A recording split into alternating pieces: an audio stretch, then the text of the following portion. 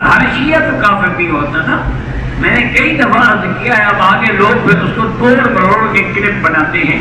مانا یہ ہے کہ جو آدمی قرآن کا منکر ہے وہ کافر نہیں ہے. منکر تو الحمدللہ کافر نہیں ہے. جو سیدہ عائشہ صدیقہ پہ تہمت لگاتا ہے اس کو بی بی پاک نہیں سمجھتا تو وہ بھی کافر ہے، کیونکہ اس کی عصمت قرآن سے ثابت ہے. جو سیدنا صدیق کی صدیقیت کا منکر ہے وہ کافر ہے، نہیں ہے تو وہ کافر نہیں ہے. مجموعی طور پر شیعہ کی کفر کا فتویٰ دیا جائے گا.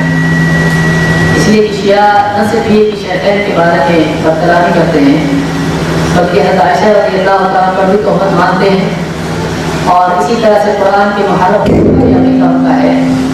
اور موجودہ شیعہ اپنے اماموں کے بارے میں عقیدہ رکھتے ہیں گویا کہ ان کو اللہ کے برابر کر دیتے ہیں، بلکہ نبی سے بھی ان کا فرمان کا مانتے ہیں. دنیا میں یہ شیعہ اتنا گندا مذہب ہے، اللہ تعالیٰ حفاظت فرمائے. ہم سب زنا کو حرام کہتے ہیں. شیعہ زنا کا نام زنا نہیں رکھتا بلکہ متبتہ رکھتا ہے. یہ زنا کے بھی حلال ہونے کا قائل ہے، نام اس کا متع رکھتا ہے. اور اس سے اگلی گندی حرکت کہ شیعہ مذہب میں مردوں کا مردوں کے ساتھ بدفعلی کرنا بھی جائز ہے، جس سے آپ لونڈے بازی کہتے ہیں، لواطت کہتے ہیں، حرام بازی کہتے ہیں. شیعہ اس کا بھی قائل ہے. نہ ان کا جنازہ پڑھیں، نہ ان کو اپنا جنازہ پڑھیں، نہ ان کا بیمار ہو اس کی بیمار پرسی کریں، نہ اپنے بیمار کی ان کو بیمار پرسی کرنے دیں، نہ ان کو اپنا یار بنائیں، نہ ان کے ساتھ یاری لگائیں. یہ اللہ کے دشمن، اللہ کے نبی کے دشمن، نبی کے صحابہ کے دشمن، قرآن کے دشمن اور ان کے ماننے والوں کے دشمن. تو دشمن دشمنوں کی صف میں اچھا لگتا ہے، دوست دشمن کی صفوں میں اچھا نہیں لگتا. سچی بات یہی ہے، صدیق اکبر پہ بھونک کر بھلا کوئی مسلمان رہ سکتا ہے؟ قرآن کو غلط کہہ کر بھلا کوئی مسلمان رہ سکتا ہے؟ کے آدمی کو کافر کہہ کے بھلا کوئی مسلمان رہ سکتا ہے؟ جناب عثمان پر ڈانٹتے کر کے بھلا کوئی مسلمان رہ سکتا ہے؟ سیدہ عائشہ پر ڈانٹتے کر کے بھلا کوئی مسلمان رہ سکتا ہے؟ حضور کے علیہ الصلوۃ کو گالیاں دے کر بھلا کوئی مسلمان رہ سکتا ہے؟ نہیں نہیں نہیں نہیں، کافر ہے. اکثر طبقہ ایسا ہے جو شیعہ کو کافر سمجھتا ہے. پیر میر علی شاہ صاحب کی کتاب اٹھائیں، تصفیہ ما بین سنی و شیعہ. آپ نے اصولی جو اختلاف ہے اس پر آپ نے گفتگو قرآن مجید کی آیات کے تحت کی ہے.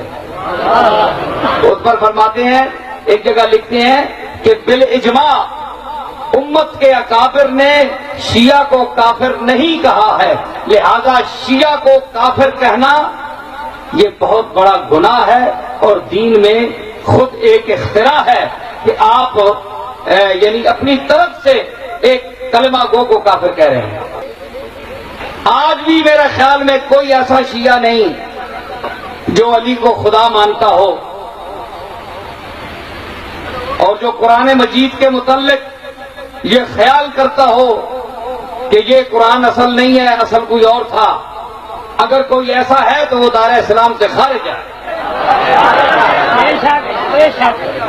سمجھ آئی؟ تو الحمدللہ ایسا کوئی شیعہ نہیں محب اہل بیت. میری بات آپ نے سن لی. میری سطح بہت بلند ہے، میں نے ان لوگوں کو پڑھا ہے، ایمانداری سے پڑھا، اور ان کے اصل دفتر میں نے کنگالے کہ شیعہ کہاں سے چلے رن کیا. میں اللہ کو گواہ کر کے کہتا ہوں کہ ان میں بڑے بڑے فاضل پیدا ہوں، ان کے پائے کا ایک بھی نہیں آپ دکھا سکتے. باقی صحابہ کو برا کہتے ہیں جو انہیں پتہ چلا، کہنا ہی ہے نا، جنہیں پتہ چلا کہ فاطمہ کو مارا حضرت عمر نے، ان کے بازو توڑا اور ان کے بچہ پیٹ سے گرایا، وہ کیوں نہ برا کرتے؟ آپ یہ صحیح ہے یہ غلط روتے رہے، آپ کتابوں میں لکھا، آپ کہیں گے اس کی سند ضعیف ہے، وہ کہتے ہیں کہ ہمیں ایک بار کتابوں میں راویوں نے میرے بھائیوں لکھ لیا سب کچھ، اب شیعہ اس سے جان نہیں چھڑا سکتے. وہ کہتے ہیں وہی عمر ہے جس نے حضور کو کاغذ قلم نہیں دیا. آپ نے آخر وقت کہا لاؤ میں تحریر لکھ دوں، نکالو. وہ کہتے ہیں اپنی بخاری 6 جگہ لکھا. اللہ کے نبی نے آخر وقت کہا لاؤ سامان میں ایسی چیز لکھوا دوں میرے بعد گمراہ نہ ہو. کس نے اٹھ کر کہا کہ ہم نہیں لکھوائیں؟ حضرت عمر نے کہا کہ قرآن کافی ہے، ہمیں نہیں حضور کی تحریر چاہیے. محمد شفیع رحمۃ اللہ علیہ دیوبندی یہ تقی عثمانی کے حوالے سے امداد المفتیین نکالے. اس میں جب لوگوں نے پوچھا کہ شیعوں سے رشتہ داری، انہوں نے کہا جو گاڑیاں ملتے ہیں حضرت ابوبکر عمر کو ان کو کوئی کافر نہیں کہہ سکتا. اور لکھا کہ جو خلاصہ الفقہاء میں لکھا کہ یہ کافر ہے، قول مخالف للاجماع. یہ خود مفتی محمد شفیع صاحب نے کہ یہ بالکل ردی قول ہے، گالیاں دینے سے کوئی کافر نہیں ہوتا. ایک بےہودگی کہہ سکتے ہیں کافر کیسے ہوگا؟ کافر ہوگا کوئی کمبخت جب یہ کہہ دے گا کہ اب میں محمد رسول اللہ کو نبی نہیں مانتا. یہ کلمہ پڑھ کر اسلام میں آیا تھا، نہ ابو بکر کا کلمہ پڑھ کر آیا تھا، نہ علی کا آیا تھا، یہ بعد میں آئے. حضور کا کلمہ پڑھا تھا. جس کمبخت نے اس میں شک ظاہر کر لیا نا کہ اب مجھے یقین نہیں رہا، میں نہیں آپ کو نبی مانتا، کافر صرف وہ حرامی ہوگا، باقی کافر نہیں ہوگا جتنا ٹائم مناظرہ کرے. کافر کس سے ہو گیا؟ وہ رسول اللہ کو نہیں مانتا. نبی رسول اللہ یا علی نبی، ابو بکر نبی، یہ نبی نہیں ہے، نبی کی امتی.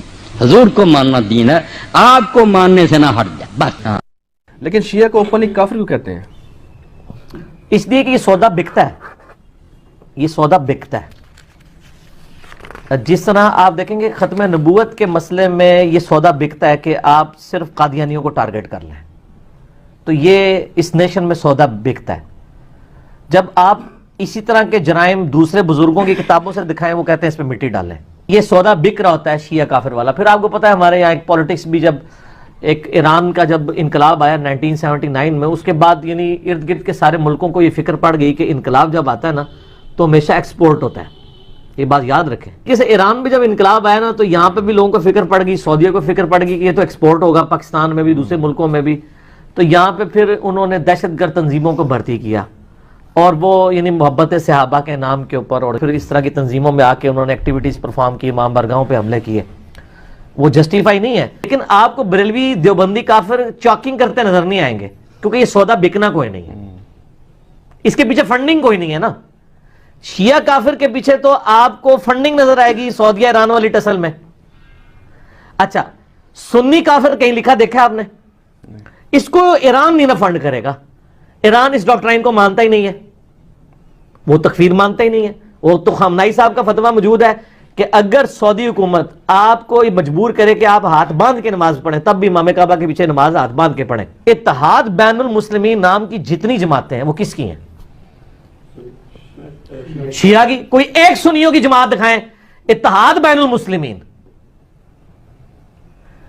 وہ اس لیے نہیں ہے کہ چلو اتحاد بین الحنفیہ ہی دکھا دیں. دوسری بات یہ ہے کہ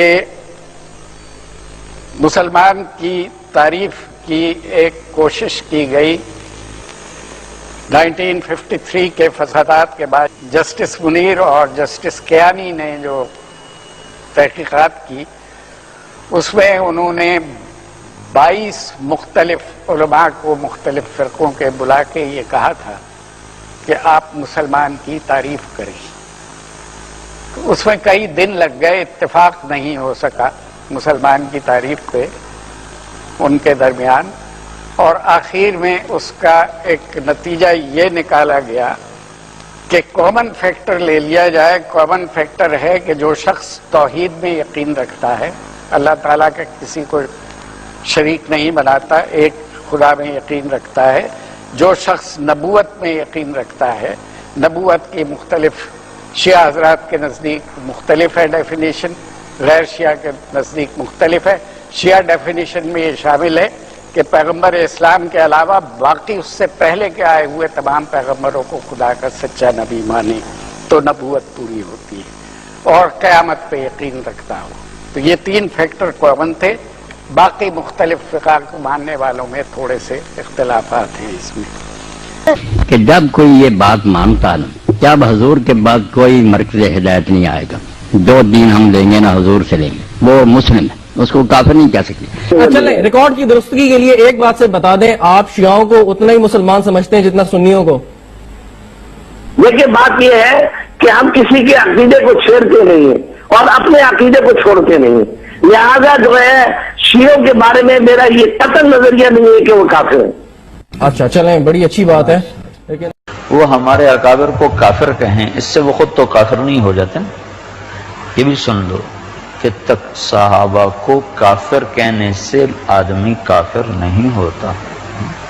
یہ اپنے ہی اکابر کے فتاوی میں نے پڑھا ہے.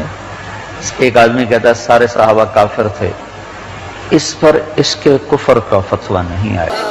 قرآن میں کوئی ایک حرف نہ زیادہ ہے نہ کم ہے، جو اللہ کے حبیب کو اللہ نے دیا وہی ہمارے پاس ہے. یہاں بھی میرے سنی بھائیوں سے 10 بستہ گزارش کروں گا، اس بحث کو ختم کرو کہ شیعوں کا 40 پارے کا قرآن ہے، 10 پارے فلاں کی